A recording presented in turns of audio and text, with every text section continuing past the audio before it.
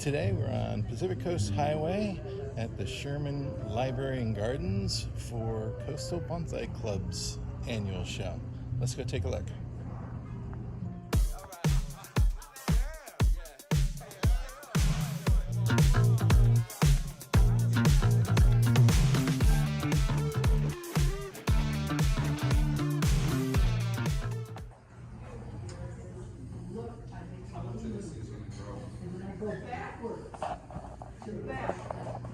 So here we are. We've got a whole bunch of information at the front. This show is geared quite a bit toward non-bonsai people. So a significant part of the show is really kind of an outreach, explaining to people who aren't really part of the hobby what bonsai and its related arts are all about. So right up front there's a suiseki display along with little cards. So here's a series of tables that have educational and exemplars of psyche, accent plants, some sort of unorthodox accent plants, little snail shell, little plants in it, seashells with plants in it.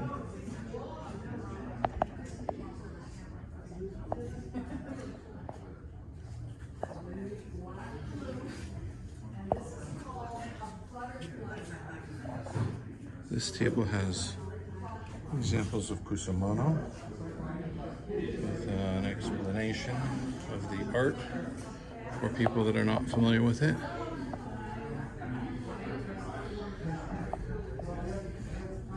Moss ball. Here's a big broom style Chinese elm.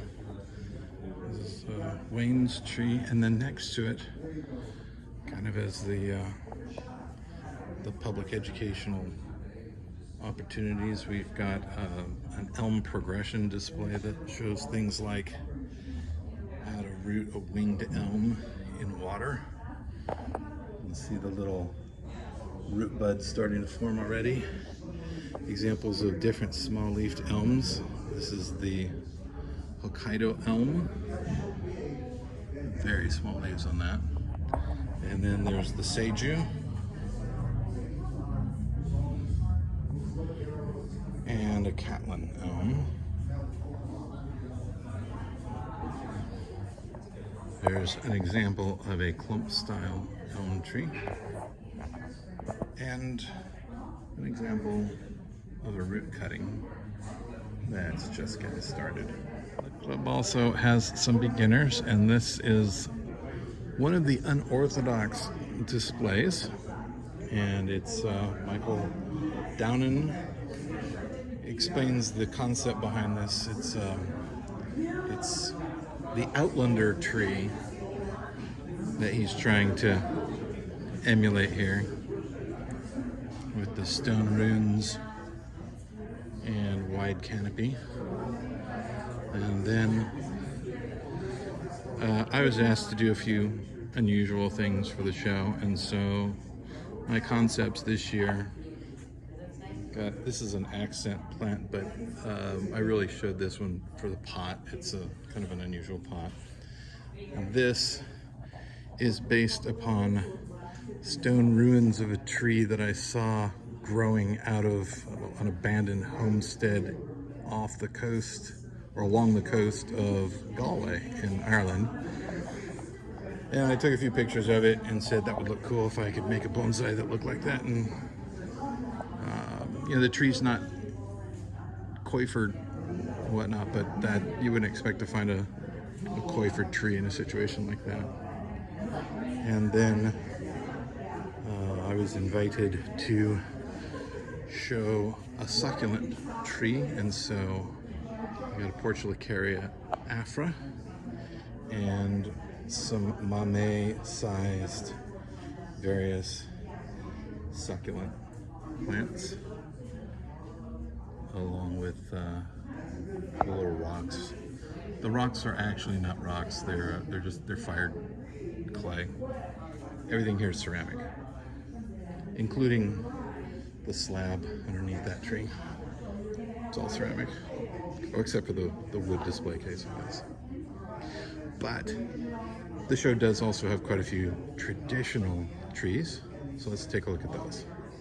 So this is a hackberry in full leaf, Gary Wise tree.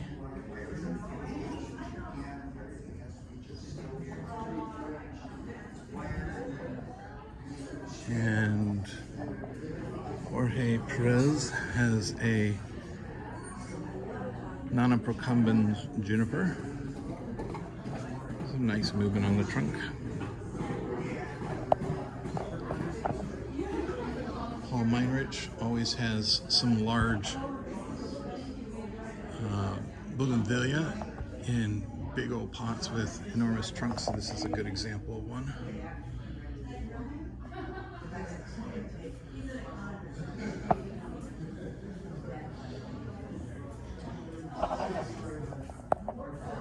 We've got a cork oak.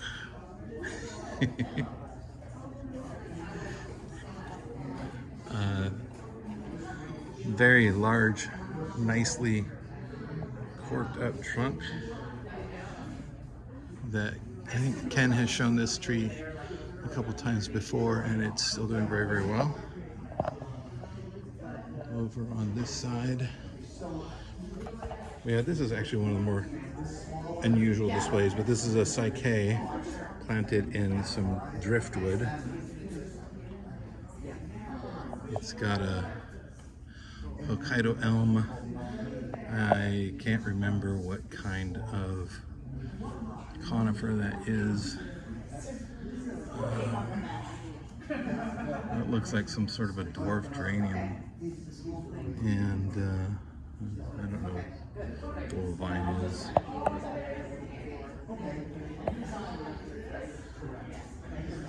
Maybe that's a cypress. I think that might be a cypress. I can't remember the name of the cypress. We've got some Ficus nerifolium, John DeLuca, with quite an enormous trunk spread on this, and a enormous root spread. So this is like a, I guess, a broom style nerifolium. This is another unusual species. This is a smoke bush.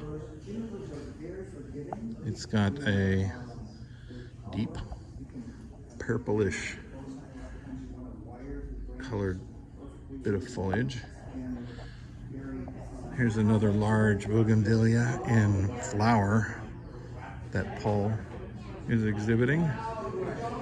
It's kind of an unusual accent piece. And then over here we have Peter Makashib with Shohin display. This includes a small traditional looking table with a 3-point, actually kind of a 4-point display. This includes a scroll that he painted himself, a piece of sculpture, a tiny little accent plant, and a very nice Japanese black pine. And next to it is a more traditional Shohin display. It's got that might be Korean hornbeam, a cherry tree that the fruits are starting to dry out, but you know, full-size fruit on a dwarfed tree. Very colorful pot. Nice impressive juniper, and I assume that that's a Satsuki azalea. I understand Peter made that pot. We've got a boxwood, Carol Upston.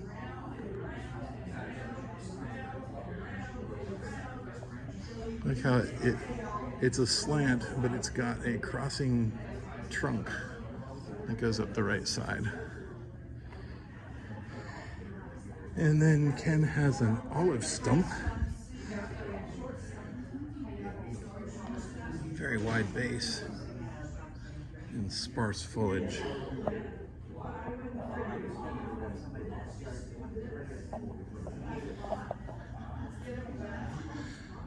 And Ken's also exhibiting this European white birch.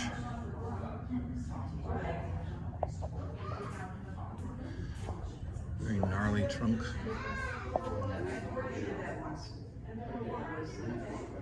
And when you're done, you can head over here and have some brunch or maybe a little something to drink. I recommend it. Thanks for watching. Stay cool.